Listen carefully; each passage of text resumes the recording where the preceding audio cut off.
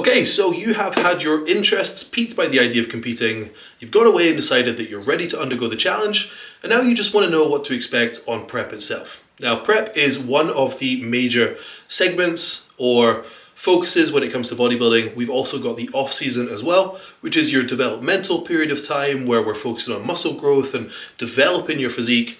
Prep is when we reveal your hard work, we reduce all of the body fat on your body, we bring about a great package, you peak, and you go and stand on stage and have a great time. So prep is essentially the fat loss and peaking process of the bodybuilding journey. So when it comes to prep, this is the one that you find people more popularly talk about because it offers more of an immediate challenge that's much more significant. And you'll even hear people coming out with horror stories about the challenges that they face. And just to warn you, if you've heard any horror stories, usually in most cases, whereas prep is definitely very challenging, the absolute horror stories are down to poor planning in most cases, poor communication, and a lack of fatigue management protocols and things of that nature. So if you do things right, it shouldn't be this traumatic experience. In fact, I would argue that for the most part, you should look back and think you actually somewhat enjoyed the process and you found it an experience in which you're really, really grateful for. So prep itself is essentially a fat loss plus peaking part of the process, as I said. Now, a regular fat loss, a mini cut where Susie, who's a housewife and has been for 20 years and is 40 pounds overweight and wants to lose 5 kilograms, and a bodybuilding hardcore preparation time fat loss diet, in that sense, both abide by the same principles and laws of thermodynamics. So competition prep, bodybuilding prep is a fat loss diet. It's not magic. It's the same calorie deficit, works in the same way it works in every other scenario. The difference is you have to lose the vast majority of the body fat on your body, which is a challenging thing. And it's very challenging to do the things that is required in order to get to that stage. Okay, so essentially throughout a bodybuilding preparation, you're having to do way more cardio, way more frequently than you would usually have to do. You have to have a keen focus on a really high step count in most cases. Not every coach opts for that option, but usually in most cases, there's also a step count to adhere to. Usually people are posed with a meal plan in which they have to eat the same meals and the same times, the same, every single day. It's quite a strict, process in most cases. As I said, every coach has, different approaches, but you essentially need to deal with the monotony of doing the same day on repeat, working a little bit harder than you would usually like to, being a decent bit more tired than you would usually like to be. And you have to have the ability to sustain that and then also monitor when it starts to get too much, communicate, understand when pulling back is okay, freshening off so you can keep moving forwards. So essentially doing the same things, being active, training hard, eating well, eating in a calorie deficit, but it's the strict nature of how controlled everything needs to be. It's the nature of how exhausting the sheer amount of workload that you have to undergo is. And that's where it requires that heightened level of discipline, focus, and then also psychological management as well.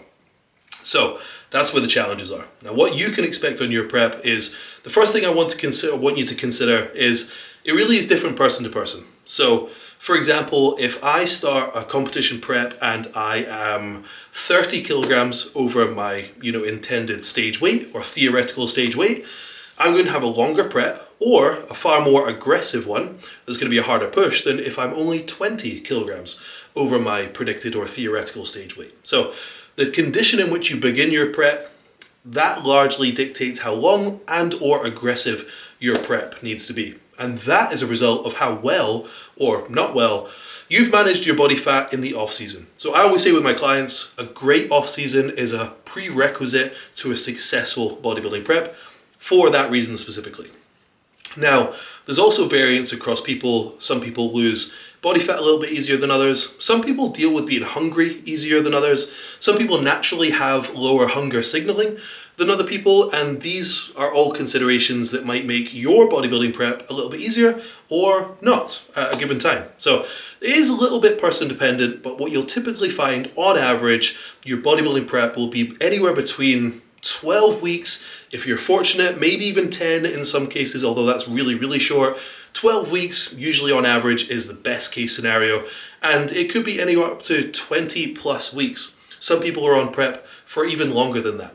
But as I said, if you start prep in a really bad place and you've got a lot of body fat to lose, then obviously, that's going to mean that your bodybuilding prep or your prep itself is going to be a bit longer. So arguably that's not ideal, and you probably should have done a bit of a better job of managing things on the lead up to prep, but that's a whole different conversation. So on average, we're looking at 12 to 20 weeks. Now, throughout a bodybuilding prep, you'll find that the first half, you have quite a lot of energy and diet fatigue is quite low, and you've got a lot of drive and you still feel really, really good, and you're able to push really hard. And with my clients, we usually build it up so that in the beginning of the bodybuilding prep, we, yes, push them quite hard, fresh out of the gate, but if they're losing weight initially at the targeted rate, we will just keep doing what we're doing. We don't need to continue to increase cardio, continue to decrease calories, continue to push them harder in terms of steps, continue to challenge them more in any other department. If we put their initial protocols in place and it's working really well, we will essentially milk that for as long as it's still giving us great progress.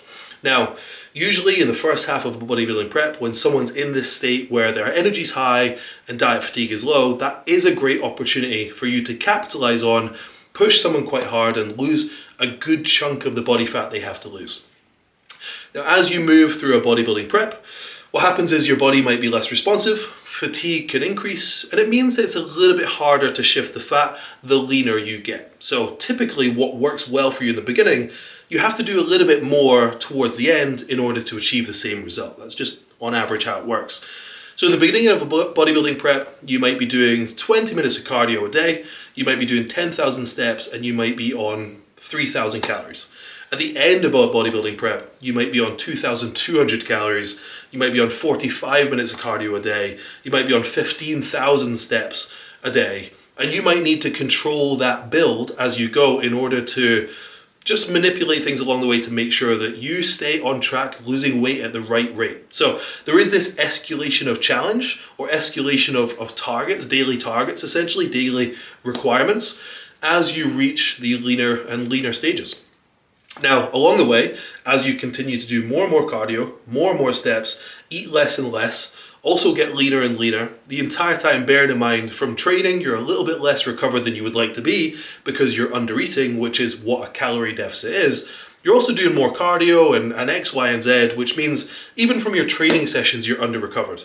And then you're tired from the cardio, and then you're tired from the steps.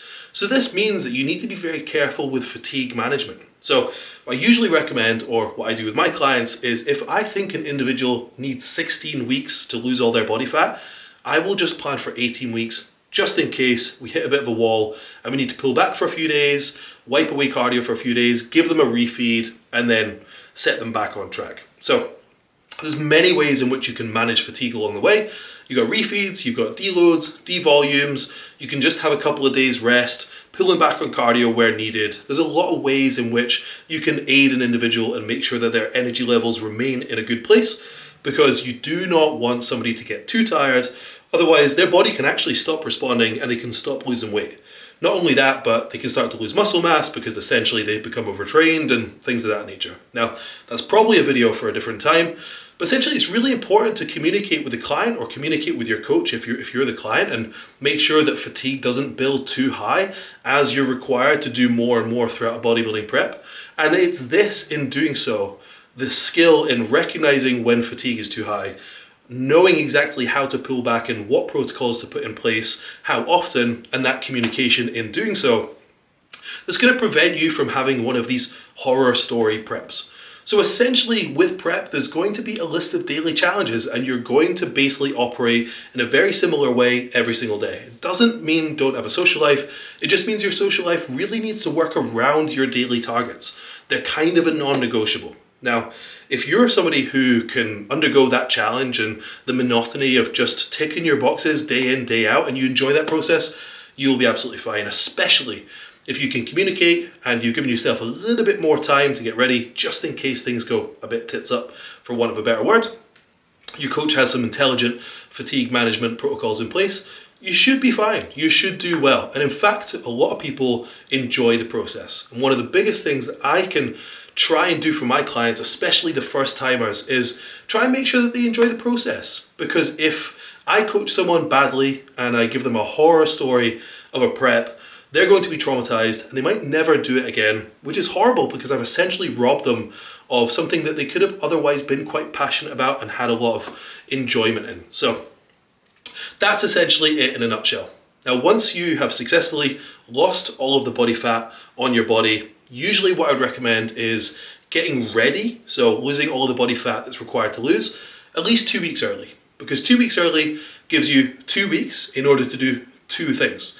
One, wash away fatigue, eliminate cardio, put someone's calories to a position in which is not killing them, and then you can allow them to have at least several days where the pressure's off and they feel a little bit better, stress gets reduced, and then the second thing that we do then in that 2 week period, if we've done our jobs right, is we go through the peaking process, which is definitely a video for another time. I believe I should have a video on the peaking protocols in a different segment. If you haven't seen it, go and check it out after this one. But essentially after that, they've already lost all the body fat on their body. You then have a period of time where you're washing away fatigue, washing off stress, and then we move into the peaking process, which will lead them right up until show day itself, in which even on show day, there'll be protocols put in place with good communication and support from my side for all my clients. So that is what to expect on prep. Now, I can get into a lot about the psychological difficulties, and oftentimes this is what people find the most challenging, the psychological challenges of the body dysmorphia and the imposter syndrome, which are definitely the two biggest psychological challenges throughout prep. So we've already talked about the physical challenges of being tired, doing cardio, doing steps, and being hungry. Okay, cool. And then we've also talked about the habitual protocols in terms of communication and intelligent fatigue management protocols and the benefits there. Now, all of the while, you do also need to be aware that when you move through prep and you get leaner and leaner, although you're developing an amazing physique, you will feel the pressure of needing to be your best on a specific date and the pressure of competing against other people who are doing the same, who are potentially working harder than you. And that is an idea that's very hard to deal with, especially when you are blind to your competitors. So what happens is oftentimes people will look in the mirror and they'll see something very different to what is actually there. They will see themselves as like they still have a bunch of body fat to lose when they don't. They've got a severe case of body dysmorphia, and then also not to mention the imposter syndrome as well, the questions of self-doubt, am I good enough, am I going to do well, is everyone else better than me, etc, etc. Now these two really only occur in my experience towards the deeper ends of prep, because in the beginning of prep, if you've got a 20-week prep, for the first 14 weeks, it feels so far away show day anyway, you're just excited for the process and excited to start seeing changes, that's what's occupying your mind for the most part. Now, as you move into single-digit weeks out, 4 weeks out, 5 weeks out, 6 weeks out, now it's within sight. We can feel show day coming. This is when people start to feel the nerves and feel the panic that they must be their best. And they have such high standards for themselves, as you should as a competitor, that people, as I said, it starts to distort what they see in the mirror. Body dysmorphia kicks in, they tell themselves they're not good enough, things like this. And this can often be more challenging than the physical challenge of being tired and doing cardio and X, Y, and Z. And I've often seen this ruin people's preps, and people have actually quit as a result, and they've looked great and they would have done well, but they've tapped out because essentially they didn't believe in themselves, or they let these mind games get the better of them. So the best thing you can do in this scenario is communicate with your coach, communicate with people who have competed in the past, share stories because I can guarantee that they can relate to you. But then arguably the best thing you can do is just don't let it derail you. Expect that you're going to have these issues. Expect that if you don't expect them, they're going to go unchecked, they're going to grow arms and legs, and they're going to take over, and they might actually become your main belief cycles.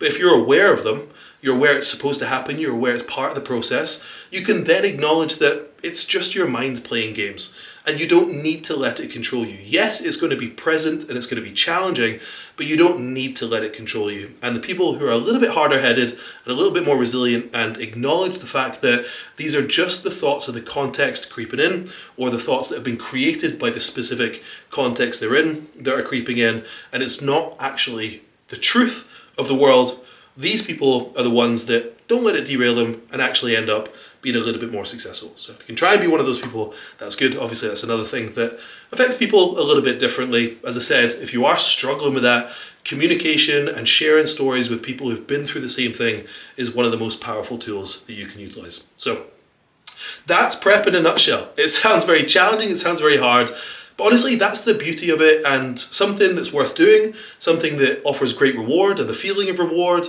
and something that you can look back on and be extremely proud of yourself. It needs to challenge you, and all of these things are challenges. But there's protocols and there's workarounds for absolutely everything to make life as easy as possible.